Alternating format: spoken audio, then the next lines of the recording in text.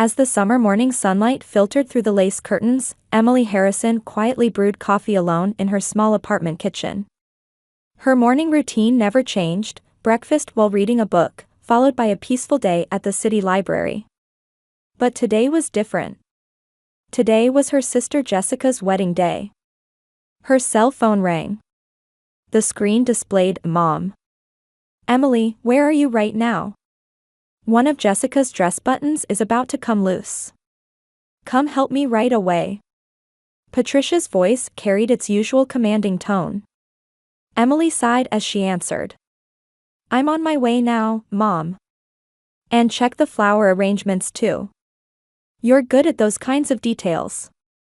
Before the call ended, Jessica's high-pitched laughter could be heard in the background. Emily stood before the mirror and slipped into a plain beige dress. It was a color her mother had chosen. "Bright colors don't suit you," were the words that came with the dress. The Harrison family ran a well-known real estate business in town. Father Robert served as president of the local Chamber of Commerce, while Mother Patricia was active in high society as a board member of various charitable organizations. Sister Jessica had gained popularity as a news anchor at the local television station and was scheduled to marry Michael Thompson today, a man who had achieved success in the same industry. When Emily arrived at the family home, the house was wrapped in a bustling atmosphere. Florists were making final adjustments, and the wedding planner was barking out instructions. "Emily, you're finally here. Jessica is in the upstairs bedroom, go up immediately," her mother said without even turning around, adjusting the flower arrangements. Emily silently climbed the stairs. As she ascended the stairs she had known since childhood, she gazed at the family photos hanging on the walls. Most of them celebrated Jessica's academic and career achievements. There were only a handful of photos that included Emily, and even then, she was always small in a corner or in the back. "You're finally here." Jessica was wrapped in a pure white wedding dress, beautiful as if she had stepped out of a magazine. Friends surrounded her, everyone praising her. "Can you fix the button? And please adjust the veil too." Emily silently began her work. Jessica's friends paid her no attention, continuing to talk about the bride's beauty. "Jessica, you're truly beautiful. Michael is a lucky man.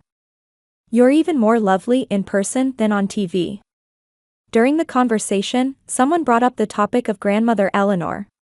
"Speaking of which, didn't Grandma Eleanor do music? I heard she was an opera singer." At that moment, the atmosphere in the room changed. Jessica's expression clouded, and her friends suddenly became quiet. "Let's not talk about that eccentric woman," Patricia said as she climbed the stairs. "Today is a happy day, there's no need to bring up such old stories." Eleanor was Robert's mother, who had passed away 10 years ago. In her youth, she had been active as an opera singer but retired early to prioritize her family. When Emily was a child, her grandmother would occasionally let her hear her beautiful singing voice, but her parents always dismissed it as an impractical hobby. Emily remembered the small brooch she kept hidden at her chest. It was a keepsake from grandmother Eleanor, the only thing Emily had inherited. Her parents called it a worthless junk, but to Emily, it was a precious treasure. "Emily, go check the flower arrangements," her mother instructed. "You're the only one I can rely on." Emily nodded and headed downstairs. No one said thank you to her. Her presence was taken for granted, never appreciated. The quiet days at the library suddenly seemed very precious. There, at least, she was respected as a human being, and the children looked forward to her story readings. As departure time for the ceremony approached, Emily touched the brooch at her chest one more time. Remembering her grandmother's warm hands and that beautiful singing voice, she took a deep breath. Riverside Country Club was known as the most prestigious wedding venue in town. The vast lawn gardens and impressive white-columned building were exactly the perfect stage Jessica had dreamed of. Emily arrived with her family, but the venue staff guided her to the seat furthest from the main table. "I apologize, Ms. Harrison. This is your assigned seat." The young waiter explained politely, but Emily was already used to it. At family gatherings, she was always seated in a corner. At her table sat several elderly relatives and the parents of Jessica's college friends. No one showed particular interest in Emily. Meanwhile, at the bride and groom's main table, Robert and Patricia smiled proudly. Jessica, wrapped in her pure white dress, looked radiant next to Michael. Michael was a sports broadcaster at the local television station, popular for his handsome features and confident speaking style. However, Emily didn't miss the cold light that sometimes appeared in his eyes. The ceremony proceeded smoothly, and with the pastor's blessing, the two became husband and wife. Great applause erupted from the guests, and photo sessions began. Emily watched her family's happy scene from afar. She wasn't called for photos. When the reception began, the master of ceremonies took the microphone. Now, let us introduce the families of the bride and groom. Robert and Patricia stood up, receiving warm applause from the venue. The MC introduced their careers in detail, speaking about their contributions to the community. And the beautiful bride Jessica has an older sister, Emily. Emily stood up and waved slightly. But that was all the MC said about her. While Jessica's brilliant career as a television broadcaster was described in detail, Emily's profession wasn't even mentioned. At that moment, an elderly woman's voice could be heard.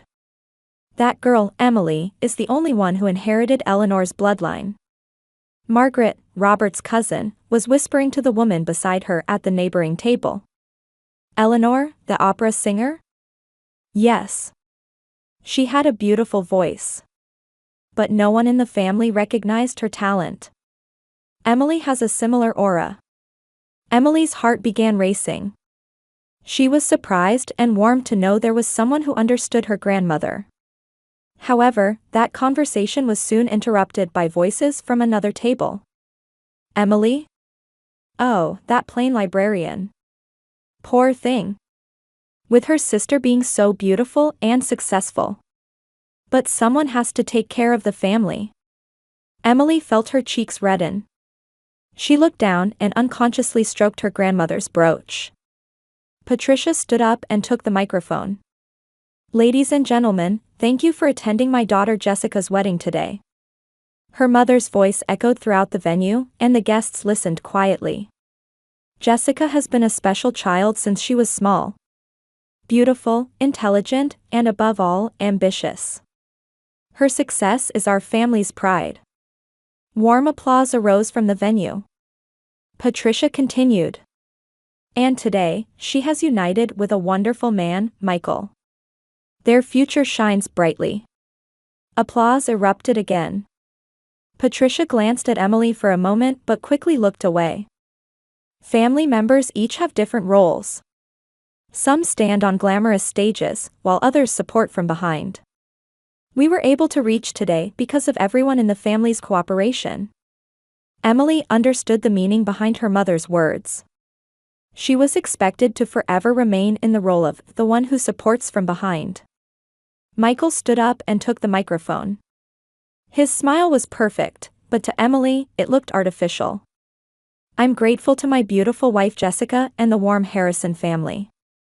He looked around the venue and directed his gaze toward Emily's seat. Jessica's sister Emily is also a very kind person. I heard she works at the library, she must be quite the bookworm. Amused laughter arose from the venue. However, Michael's next words were unexpected. Emily, do you have any special talents? Like singing? Suddenly called upon, Emily was flustered. The venue's attention turned to her all at once. No, not particularly. I see. That's too bad. Jessica is quite good at singing. Michael's tone contained a hint of mockery. Jessica wrapped her arm around her husband's and smiled proudly. Michael, don't trouble Emily. However, Jessica's voice had the same undertone. Emily felt the surrounding gazes and touched the brooch at her chest again. How would grandmother Eleanor have handled this situation? Among the elderly guests, some cast sympathetic glances at Emily. However, most people had already turned their attention back to the bride and groom. Emily smiled slightly, waved, and sat down. "Poor Emily," came a whispered voice. "But that's her fate." Emily took a deep breath. Her grandmother's brooch felt warm against her chest. Preparations for a toast began at the venue, and waiters started distributing champagne glasses. The guests enjoyed chatting, and the bride and groom went around to each table to greet everyone. Emily sat quietly, watching the lively scene around her. At her table, elderly relatives were reminiscing about old times. "Emily, you should have something to drink too." Aunt Margaret was being considerate. Emily smiled and answered, "Thank you. But water is fine for me right now." At that moment, the sound of a microphone echoed from the front of the venue. Jessica had climbed onto a small stage and was waving. "Everyone, could I have your attention for a moment?" The venue buzzed, and people's gazes turned toward the stage. Emily also looked up and watched her sister.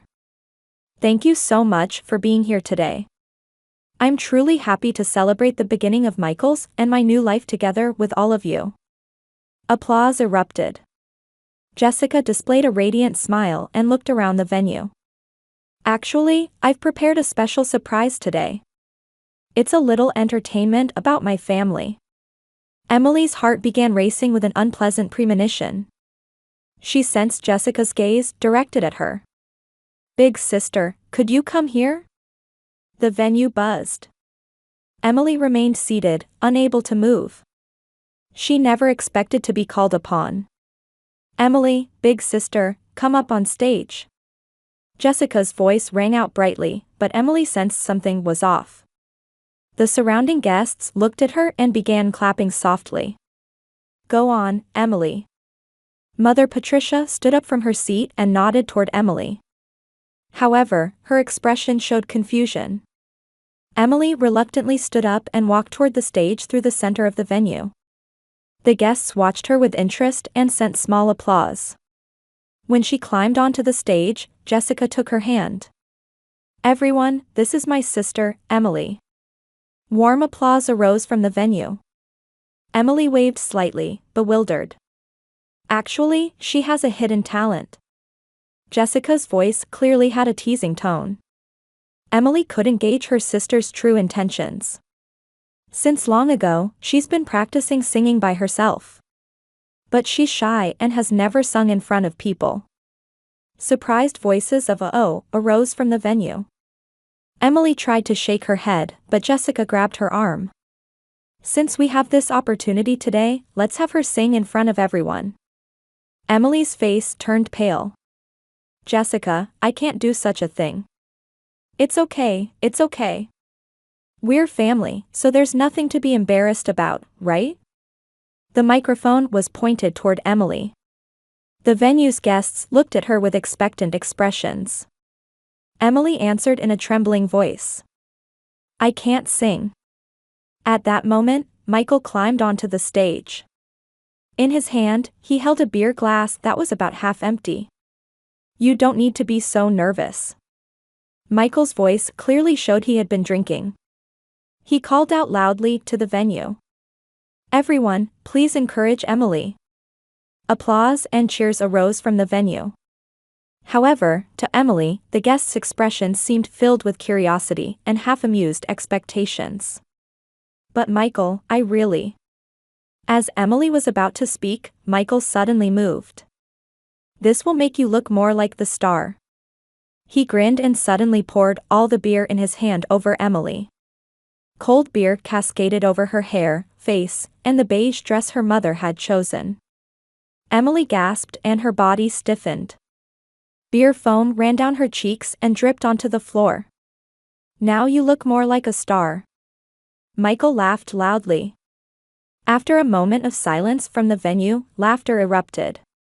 Robert and Patricia also stood up from their seats, clapping and laughing. "Michael, what a terrible thing to do." Jessica also said this while laughing, but there was no intention to stop him in her voice. "But it's funny." now you can surely sing, right? Emily was completely drenched in beer, with droplets falling from her hair. The venue's laughter echoed in her ears. Among the guests, some showed sympathetic expressions, but most seemed amused. Come on, sing. Jessica held out the microphone. Emily's hands were trembling. Her chest felt like it would burst with humiliation and sadness. However, at that moment, her grandmother's brooch at her chest felt warm. Emily touched the brooch with trembling hands. Grandmother Eleanor's gentle face appeared in her heart. That beautiful voice that sang lullabies, and the words, Emily, you have a special gift. Sing, my beloved granddaughter. Her grandmother's voice echoed in her heart. Emily took a deep breath and took the microphone with trembling hands. I'll sing. Her voice was small but clear. The venue fell completely silent. The guests watched her with interest. Emily closed her eyes and brought memories of her grandmother to her heart. As a small child, the beautiful singing voice she heard while sitting on her grandmother's lap. The vocal techniques secretly taught to her. The practice she had continued without anyone knowing. And then, she began to sing. The moment the first note echoed through the venue, the atmosphere changed. Emily's voice was transparent and beautiful, like an angel's song. In contrast to her beer-soaked appearance, her voice was divinely pure. The guests' expressions changed. The smiles disappeared from the faces of those who had been laughing, and everyone listened intently to her singing voice. Michael and Jessica also stared at Emily with stunned expressions. Emily was singing Ave Maria. It was the song her grandmother had loved most. Her voice resonated to every corner of the venue, moving the guests' hearts. Among the elderly women, some had tears in their eyes. When the song ended, the venue was enveloped in complete silence.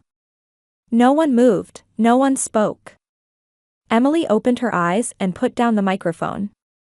Though her hair was damp with beer and stuck to her cheeks, in that moment she looked more beautiful than anyone. Then, one elderly man stood up. He began applauding while shedding tears. That applause became the catalyst, and the entire venue was enveloped in thunderous applause. However, it wasn't just applause, it was filled with deep emotion and respect. Emily tried to descend from the stage on trembling legs. However, at that moment, one of the young guests called out. Wait, that voice, could it be? A young man was staring at Emily. He was trembling while holding his smartphone. That voice, no mistake. Your midnight voice, aren't you? The venue buzzed. The guests looked at each other with confused expressions. Young guests began to murmur. Some took out smartphones and began searching. Emily's blood drained from her face. She never expected her secret to be revealed here. She tried to quickly descend from the stage, but the young man called out. Please wait. I work for a music production company. Your singing voice is definitely midnight voice. I've been searching for your identity for the past 3 years. The venue's atmosphere completely changed. Guests began looking at Emily with interest and started searching for midnight voice on their smartphones. Patricia and Robert stared at their daughter with stunned expressions. Jessica and Michael also stood there with their mouths agape. The young man from the music production company, Jason Miller, approached Emily. Midnight Voice's music is highly regarded in the industry. Especially Silent Prayer has been evaluated as one of the most beautiful ballads of this past year. Emily answered tremblingly. I'm just a librarian. No, you're a genius singer-songwriter. Your music is loved by people around the world. At that moment, an elderly man came forward. He introduced himself while wiping away tears. I am Charles Winston, former music director of the Boston Opera Company. Hearing your singing voice reminded me of someone dear. Emily's heart began racing. Eleanor Harrison. Your grandmother. She was an old friend of mine. 50 years ago, she was one of the most promising opera singers. The venue fell silent. Robert's face turned pale. Eleanor gave up singing for her family, but that talent has now been inherited by you. Your voice holds the same soul as hers. Charles's words caused murmuring among the elderly guests. Some of them had actually heard Eleanor's singing voice. To think, Eleanor's granddaughter. Unbelievable. Her talent has been revived. Aunt Margaret stood up. Emily, to think you were Midnight Voice. I always listened to your songs. Especially the grandmother's lullaby brought me to tears. Tears welled up in Emily's eyes. Grandmother's lullaby was a piece she had created with feelings for her grandmother. That song is an arrangement of the lullaby my grandmother sang to me. The venue's atmosphere had completely changed. The initial mockery had disappeared, replaced by deep respect and emotion. Guests began playing Midnight Voice's music on their smartphones. Beautiful melodies flowed through the venue, and people listened intently. Jason spoke again. Ms. Emily, your music has been streamed a cumulative 5 billion times. Artists around the world want to cover your songs. 5 billion times? Jessica whispered in a trembling voice. Her success at the local television station was insignificant compared to Emily's global influence. Moreover, your music revenue amounts to several $1 million annually. Michael turned pale. His annual income as a sports broadcaster couldn't even match the revenue from one of Emily's songs. Charles continued. Eleanor said before she died, my singing voice will be inherited by my granddaughter. We thought it was merely wishful thinking, but she was right.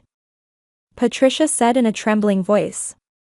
Emily, why didn't you tell us? Emily looked at her mother. If I had told you, would you have believed me? I was always told Emily has artistic sense but no business talent. Robert stood up. My daughter, Father said, true business is a traditional and prestigious enterprise like Montgomery Furniture. But music is also a proper business. Emily's voice was quiet but filled with conviction. Jason interrupted. Ms. Emily, if you don't mind, could we officially sign a record contract? We'd like to produce a debut album with your face revealed. We can also organize a world tour. Another music industry person also stepped forward. Actually, there were several music industry professionals among the guests. Emily touched her grandmother's brooch. Grandma, your wishes are about to become reality. She took a deep breath and looked around the venue. Everyone, for a long time, I hid my talent. Because I thought my family wouldn't acknowledge it. But today, guided by my grandmother Eleanor's soul, I was able to tell the truth. The venue was enveloped in silence. Music is my life. I love my work as a librarian too, but I understand that singing is my true calling. Jessica came forward. Tears welled up in her eyes. Big sister, I'm sorry. I didn't understand you at all. Michael also bowed his head. Emily, I sincerely apologize. I was the worst. However, Emily's expression didn't change. She answered quietly. Apologies aren't necessary. But from now on, please respect me as a human being. Patricia and Robert came before their daughter.